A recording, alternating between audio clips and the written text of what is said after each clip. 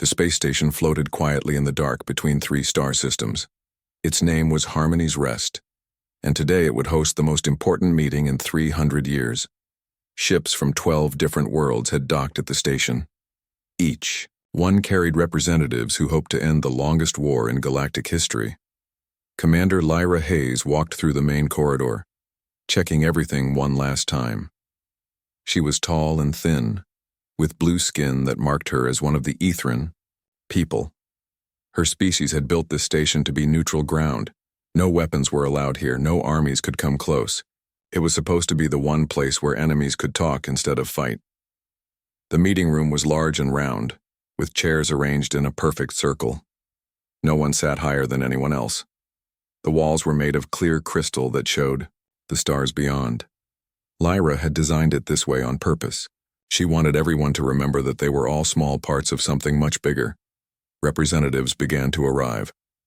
War Speaker Thax came first, his heavy footsteps echoing in the hallway. He was Karathi, one of the warrior race that had been fighting for centuries. His skin was dark red and sharp teeth showed when he spoke. Behind him walked three advisors, all carrying data tablets and looking serious. Counselor Vera entered from the opposite door. She moved like water, her pale green skin almost glowing in the soft light. The Zalani people were older than most races in the galaxy. They valued peace and nature above all else. Her long fingers held a small crystal that hummed with quiet energy. Other delegates filled the remaining chairs. There were the bug-like Chitauri, the floating Vorthak, and several others. All of them had one thing in common. They were tired of war. The Outer Rim conflict had dragged on for 3 centuries, and millions had died. Trade routes were closed. Whole planets had been abandoned. Something had to change. Lyra was about to begin the opening ceremony when her assistant rushed in. The young Ethran looked worried. "Commander," he whispered, "there's another ship. It just docked at Port 7. "Another ship?" Lyra frowned. "Everyone is already here." "It's a human ship," the assistant said quietly. The words hit the room like a bomb. Every delegate turned to look at them. War Speaker Thax stood up so fast his chair fell over. "Humans?" His voice was like grinding stone. "You invited humans to peace talks?" Counselor Vera's crystal stopped humming. "This is impossible. Humans don't make peace, they make war." The door opened and a human walked in. He was not very tall, with brown hair and calm eyes. His clothes were simple and dark. He carried only a small bag and smiled politely at everyone. "Good morning," he said. "I'm Ambassador Jake Morrison, representing Earth and her colonies." The room exploded into noise. Half the delegates started talking at once. The Chitauri clicked their mandibles in distress. The Vorthak began floating higher, a sign they were upset. War Speaker Thax pointed one thick finger at Jake. "You brought a human to the peace talks?" Thax's voice boomed. "That's not peace, that's a danger. Humans are killers. They solve everything with violence. They don't belong here." Counselor Vera nodded, which was rare. She and Thax agreed on almost nothing, but they both feared humans. "Commander Hayes, surely this is a mistake. Humans have been in space for less than 50 years, but they've already fought 3 wars. They destroyed their own planet's environment. They cannot be trusted with delicate negotiations." Jake listened to all of this without changing expression. He found an empty chair and sat down, placing his bag on the floor beside him. "I understand your concerns," he said in a calm voice. "But I'm here because the Galactic Council requested human participation. Earth has been monitoring this conflict for 20 years. We have some thoughts that might help." "Help?"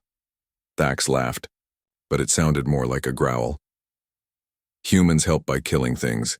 You probably want to bomb both our worlds and call it peace." "We know your reputation," added a Chitauri delegate, her voice making tiny clicking sounds. "Humans fight first and ask questions later. You turn every problem into a war."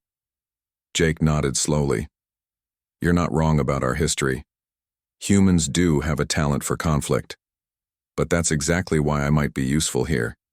You see, this war you've been fighting for 300 years? My people would have ended it in 3 months." The room went quiet. Everyone stared at Jake, not sure if he was making a threat or a joke. Ended it how? Counselor Vera asked carefully. One way or another, Jake said with a small smile. But that's not why I'm here. I'm here because you've all been talking for centuries and getting nowhere. Maybe you need someone who thinks differently. Commander Lyra had been listening to everything. She knew the rules of the station said any species could participate if the Galactic Council approved it. The humans had been approved even if she didn't like it. Ambassador Morrison, she said formally, you may stay for these talks, but I warn you, any disruption, any threat, any hint of violence, and you will be removed immediately. Understood, Jake said. I'm just here to listen and learn. War Speaker Thack sat back down, but his red eyes never left Jake. This is a mistake, he muttered.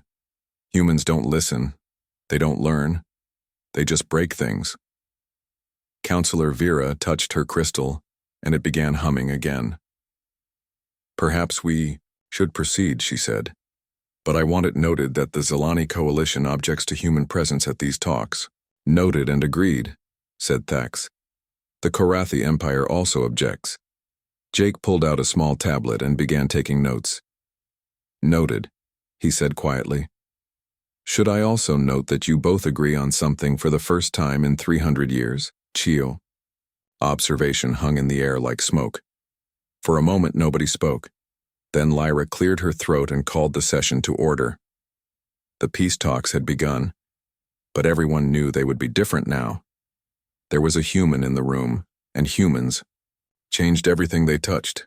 The question was whether that change would be for better or worse. The peace talks started the same way they had started for the past 50 years. War Speaker Thack stood up and spread a holographic map across the center table. Red dots marked Korathi worlds.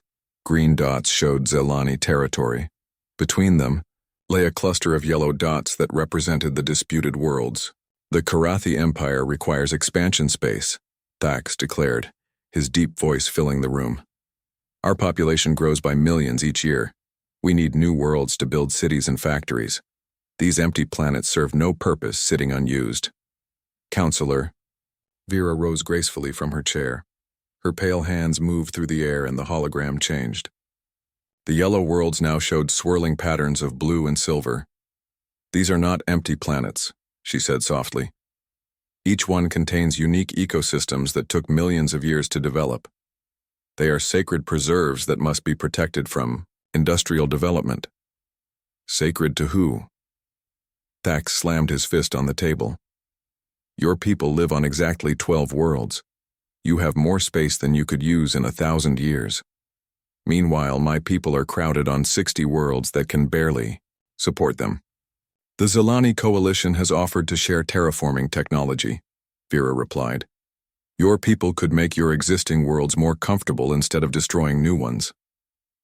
We will not become dependent on Zelani charity, Thax growled. The Korathi Empire stands on its own strength. Jake Morrison sat quietly in his chair, writing notes on his tablet. He had not spoken since yesterday's opening session. The other delegates kept glancing at him nervously, waiting for him to interrupt, with some violent suggestion, but Jake just listened and wrote. The argument continued for hours. It was the same argument they had been having for decades. The Korathi wanted expansion. The Zelani wanted preservation. Neither side would compromise. Other delegates tried to suggest middle ground, but both sides rejected every proposal. Commander Lyra Hayes called for a break after 6 hours of circular discussion. The delegates left the meeting room to eat and rest. Jake stood up slowly and walked over to where War Speaker Thax was studying his data. Excuse me, Jake said politely. Could I ask you a question about Korathi industrial capacity? Thax looked down at the human with suspicion. What kind of question? I'm curious about your manufacturing capabilities, Jake said. How many factories do you currently operate across your 60 worlds? Why do you want to know? Thax's red eyes narrowed. Are you planning to target them? Jake smiled. I'm just trying to understand the scope of your needs. If you're supporting a growing population, you must have impressive production systems. Despite his suspicion, Thax seemed pleased by the compliment. Karathi were proud of their industrial might. "We operate over 2 million factories," he said. "Our shipyards produce 1,000 vessels per year. Our mining operations extract more raw materials than any other species in the galaxy." "Impressive," Jake said, making notes. "And what about energy production? That must be a significant challenge with such large operations." Thax began explaining Karathi power systems in detail. Jake asked follow-up questions about efficiency, resource requirements, and distribution networks. Other delegates watched this conversation with growing worry. They expected Jake to threaten Thax, not interview him about technical specifications. After 30 minutes, Jake thanked Thax and walked across the room to where Counselor Vera was meditating with her crystal. "Counselor," he said softly, "may I ask about Zilani terraforming technology?" Vera opened her eyes slowly. "What do you wish to know?" "I understand your people can transform dead worlds into living ones," Jake said. "That seems like incredibly advanced science. How long does the process typically take?"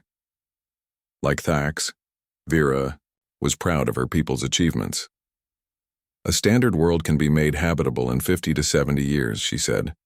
"We introduce carefully selected organisms that work together to create stable ecosystems. The result is a world that can support life for millions of years." "And the worlds you're protecting," Jake continued. "What makes them so special?" Vera's crystal began to glow brighter. "Each one represents unique evolutionary paths. Some contain organisms that exist nowhere else in the galaxy. Others have atmospheric conditions that could teach us new ways to support life. To destroy them for short-term industrial gain would be like burning a library to heat a house." Jake nodded thoughtfully. "But theoretically, could your terraforming work alongside limited industrial development, if someone was very careful about where they built things?" "Theoretically, yes," Vera said slowly. "But the Karathi are not known for being careful.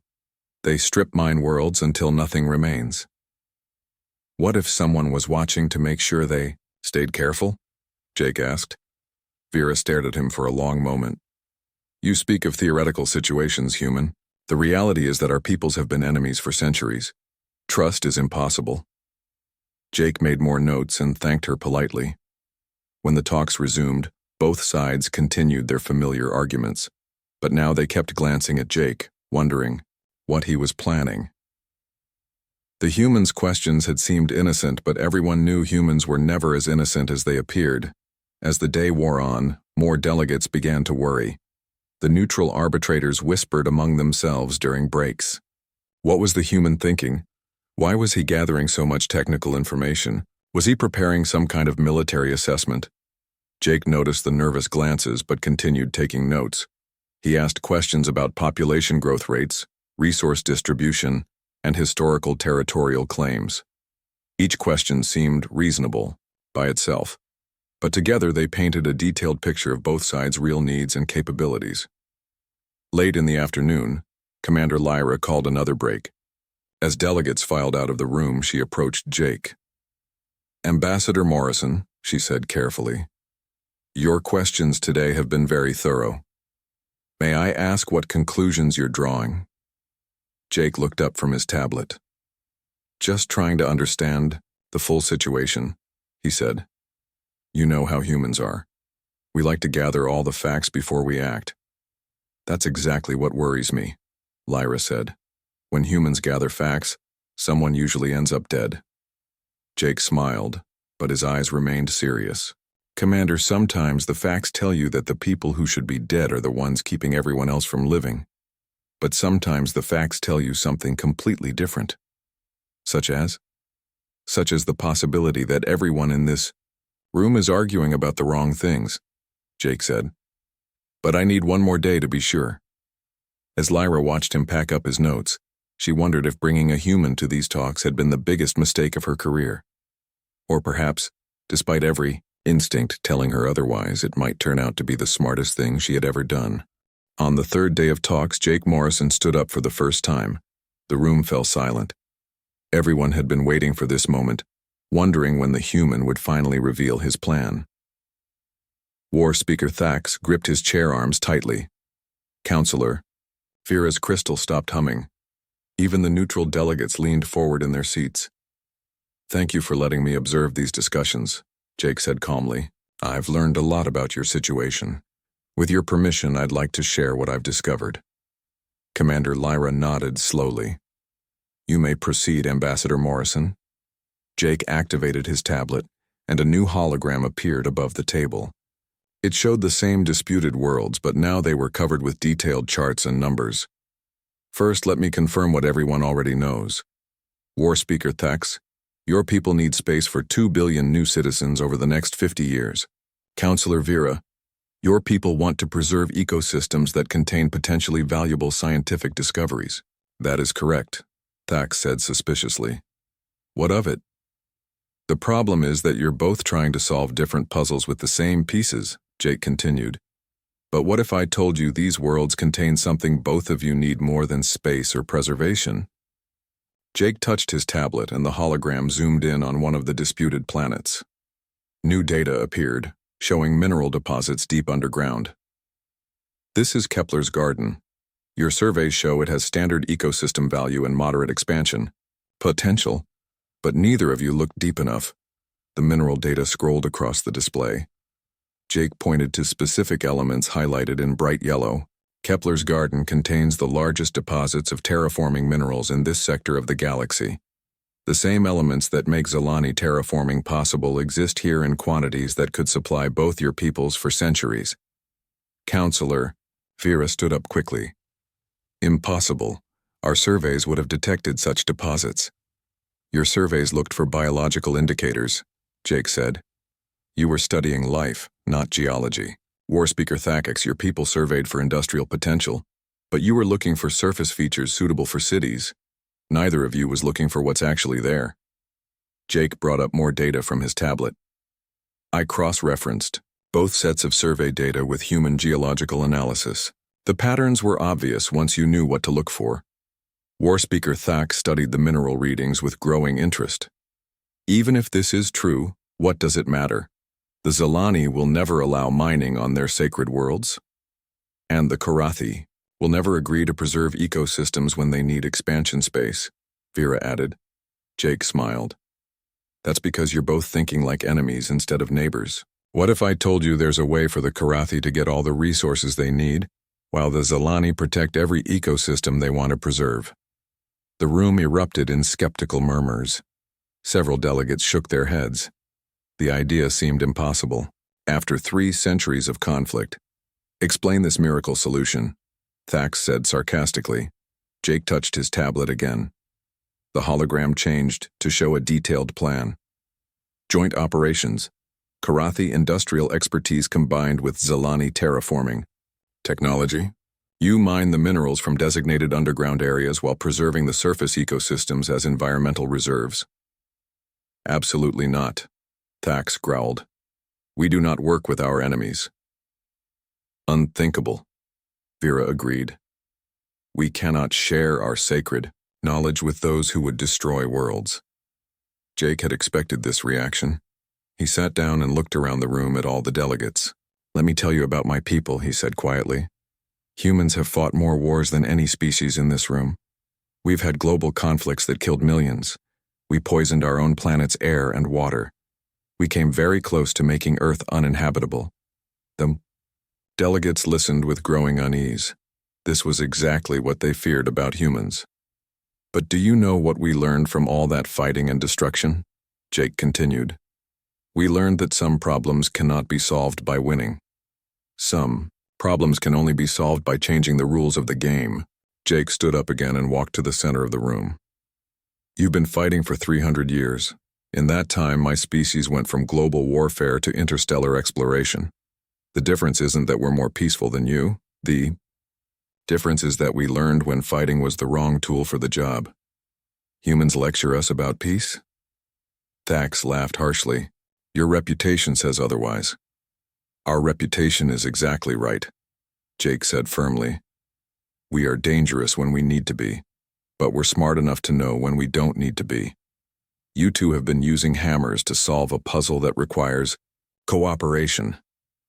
Counselor Vera touched her crystal thoughtfully. Even if your mineral data is correct, the technical challenges would be enormous. Underground mining while preserving surface ecosystems requires precision we have never attempted, and trusting Zilani technology would make us dependent on our enemies, Thax added. The Karathi Empire does not accept charity. Jake nodded. You're both right. It would be difficult and risky, but consider the alternative. You can keep fighting for another 300 years and get nowhere, or you can try something that might actually work. He activated his tablet one more time. The hologram showed projected outcomes for both cooperation and continued conflict. If you keep fighting, both your peoples will be in the same situation. 50 years from now, Karathi overcrowding will get worse. Zilani worlds will remain threatened. But if you work together, both sides get what they actually need instead of what you think you want. The room was quiet for a long moment. Finally, a neutral delegate from the Vorthak species spoke up. Ambassador Morrison, your proposal has merit in theory, but these peoples have been enemies for centuries. How do you expect them to suddenly trust each other? Jake's expression grew serious. I don't expect them to trust each other, he said. I expect them to be smart enough to recognize opportunity when they see it. Trust can be built over time, but this chance to solve both their problems might not come again. War Speaker Thax and Counselor Vera looked at each other across the table. For the first time in decades, they weren't glaring with hatred. They were thinking. This is madness, Thax muttered, but his voice lacked conviction. Perhaps, Vera said softly, but it is an interesting form of madness.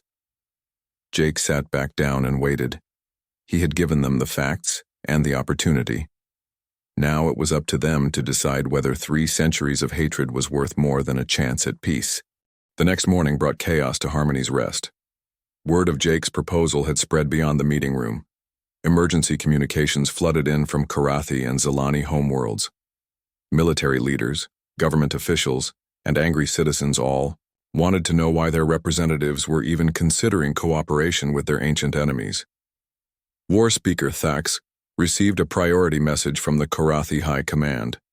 General Vrak's scarred face filled the communication screen, his red eyes burning with fury. You will end these talks immediately, Vrak commanded. The Karathi Empire does not negotiate with prey species. We take what we need by force. Human's proposal has merit, Thax replied carefully. The mineral deposits could solve our resource problems for centuries. We solve resource problems by conquering new worlds, Vrak snarled. Not by begging for Zilani charity. If you continue down this path, the military will withdraw support from these talks entirely. Meanwhile, Counselor Vera faced similar pressure from her own people. The Zilani High Council appeared on her screen as shimmering holographic forms. Elder Keth spoke for them all, her ancient voice filled with disappointment. Child Vera, you have forgotten our most sacred teachings, Keth said sadly. The Karathi are destroyers. They cannot be trusted with our knowledge. To share terraforming secrets with them would be like giving fire to children. But Elder, the preservation benefits could be enormous, Vera protested. We could protect dozens of worlds instead of just holding the line. Some prices are too high to pay, Keth replied. We would rather lose every disputed world than corrupt our souls through alliance with monsters. Jake watched both conversations from across the room. He had expected resistance from hardliners on both sides. The proposal threatened too many people who profited from the ongoing conflict. Military suppliers, territorial governors, and ideological extremists all had reasons to want the war to continue. Commander Lyra approached Jake during a break. Ambassador, I'm receiving reports that both sides are considering withdrawal from the talks. Your proposal may have done more harm than good. The proposal is working exactly as intended, Jake said calmly. We're forcing everyone to choose between the comfortable certainty of endless war and the uncomfortable possibility of actual peace. But without support from their governments, Thax and Vera cannot agree to anything, Lyra pointed out. Jake pulled out his tablet and began making new notes. Then we need to change the terms to make refusal more dangerous than acceptance. Over the next several hours, Jake worked with a team of neutral arbitrators to draft detailed implementation protocols. He drew on human experience with international cooperation treaties, suggesting verification procedures, dispute resolution mechanisms, and graduated response protocols. The breakthrough came when Jake proposed something that shocked everyone in the room. What if humans serve as neutral enforcers for the trial period? He suggested. If either side violates the agreement, humanity will intervene militarily against the aggressor. The room fell silent. War Speaker Thax was the first to speak. You would fight against either of us? We would fight against whoever breaks the agreement, Jake confirmed. Karathi, Zilani, it doesn't matter. If you sign this treaty and then violate it, you become our enemy. Counselor Vera's crystal began glowing brighter. This is unprecedented. No species has ever volunteered to enforce agreements between other peoples. No species has ever been crazy enough to threaten everyone equally, added a Chitauri delegate, her mandibles clicking nervously. Jake stood up and faced the entire assembly. Let me be very clear about what I'm proposing. This isn't some abstract, diplomatic promise. If the Karathi agree to limited mining and then start strip mining entire continents, human warships will stop them. If the Zilani agree to share terraforming technology and then sabotage Karathi operations, human marines will arrest the saboteurs. War Speaker Thax leaned back in his chair. You would fight the Karathi military? We have been warriors for 1,000 years. And we've been warriors for our entire species' history, Jake replied. The question isn't whether we could fight you. The question is whether you want to find out what happens when humans decide you're the problem. The other, neutral delegates looked appalled. A Vorthak representative floated higher in distress. This is diplomacy through intimidation. It goes against every principle of peaceful negotiation. Does it? Jake asked. Or does it just formalize what everyone already knows? You're all afraid of humans because we're unpredictable. I'm suggesting we use that fear constructively. Both sides stay honest because neither wants to face human retaliation. Commander Lyra studied Jake carefully. You're proposing peace through superior firepower. I'm proposing peace through mutual deterrence, Jake corrected. Neither side will cheat because both sides know the consequences. It's not elegant, but it works. Thax and Vera looked at each other across the table. The prospect of human military intervention terrified them both, which was exactly Jake's point. Neither the Karathi nor the Zilani wanted to test their forces against human unpredictability. This is madness, Thax muttered. Perhaps, Vera agreed, but it is madness that makes cheating impossible. Jake activated his tablet and brought up the revised proposal. Here are the terms. 6-month trial period on Kepler's Garden. Joint mining operations with full environmental protection. Shared profits and shared technology. Human military oversight to ensure compliance. Both sides get what they need and nobody gets the chance to betray the other. The room buzzed with nervous conversation. Delegates whispered among themselves, trying to process the audacity of Jake's plan. The humans weren't offering to mediate between enemies. They were offering to threaten both sides equally. And if we refuse? Thakex asked. Jake shrugged. Then, you go back to fighting for another 300 years while the rest of the galaxy moves on without you. But at least you'll have the satisfaction of knowing you maintained your principles. Counselor Vera touched her crystal, and it hummed softly. The human speaks truth even if his methods are unconventional.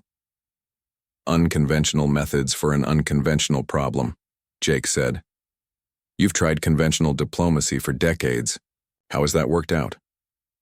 As the day ended, both Thax and Vera promised to present the revised proposal to their governments. Jake's threat of human enforcement had changed the entire dynamic. Now both sides had to weigh their hatred against their fear of humanity's military intervention. The talks had become something entirely new. Not negotiation between enemies, but calculation of risks by species who suddenly realized they might have more to fear from the referees than from each other.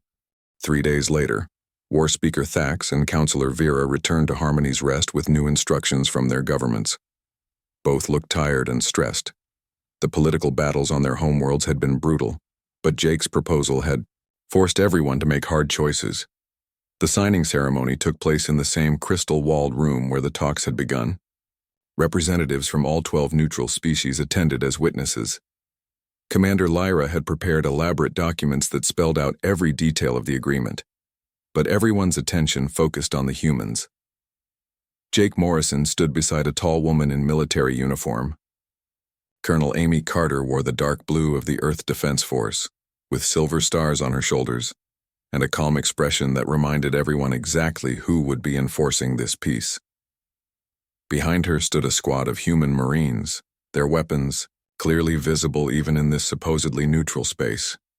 "Before we begin," Jake announced, "I want everyone to understand what they're signing. This isn't a traditional peace treaty.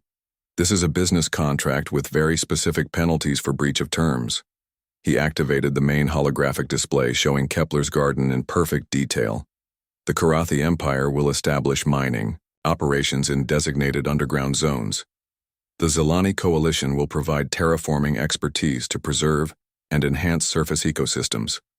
Both sides will share profits and technology according to the agreed formula. War Speaker Thax looked at the document in front of him. His thick fingers traced the words slowly.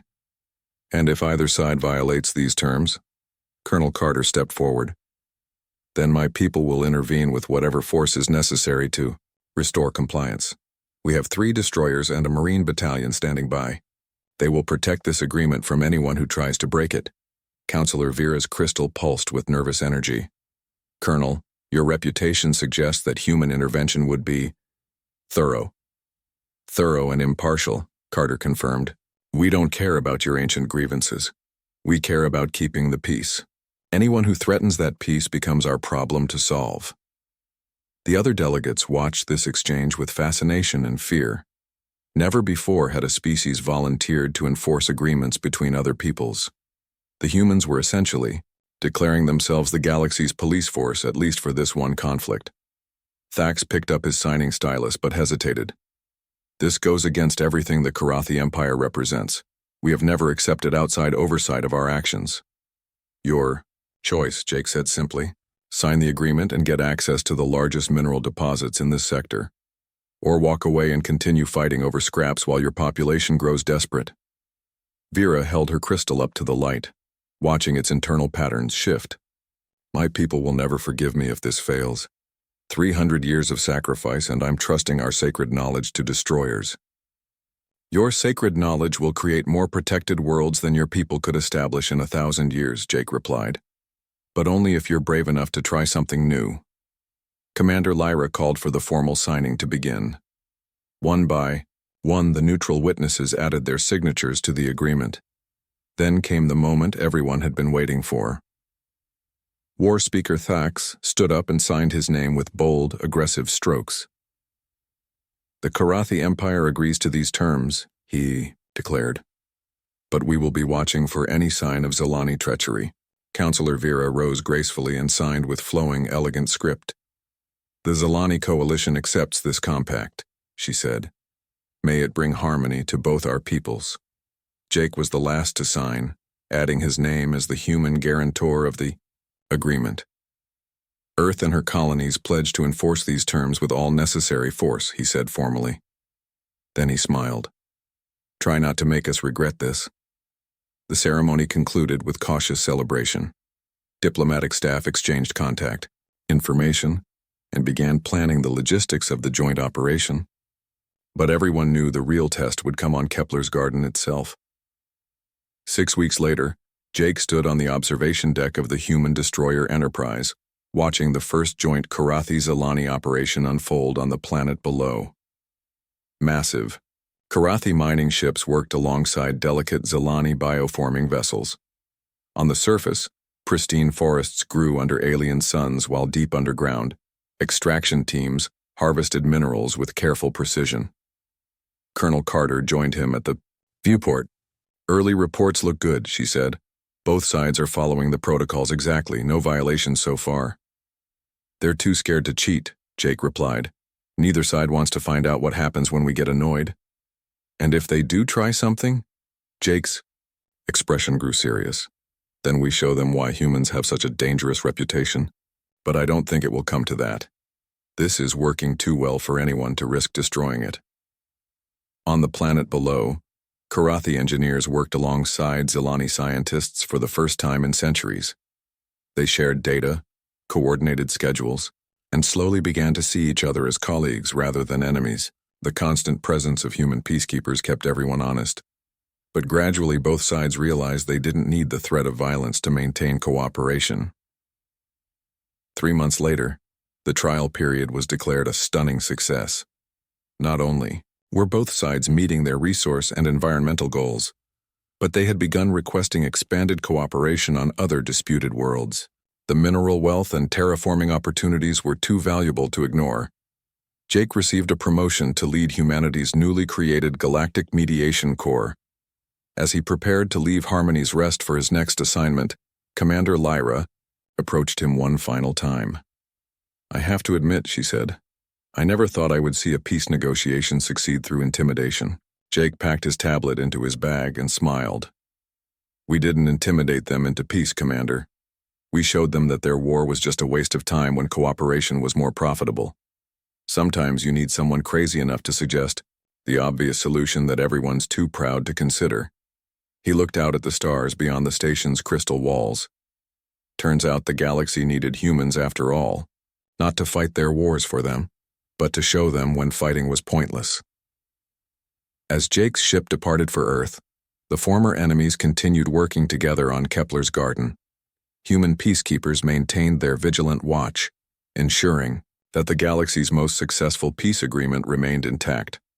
And throughout known space, other conflicts began requesting human mediation, hoping to find their own path from war to prosperity. The humans had found their place in galactic civilization, not as conquerors or destroyers, but as the species crazy enough to threaten everyone equally in service of peace.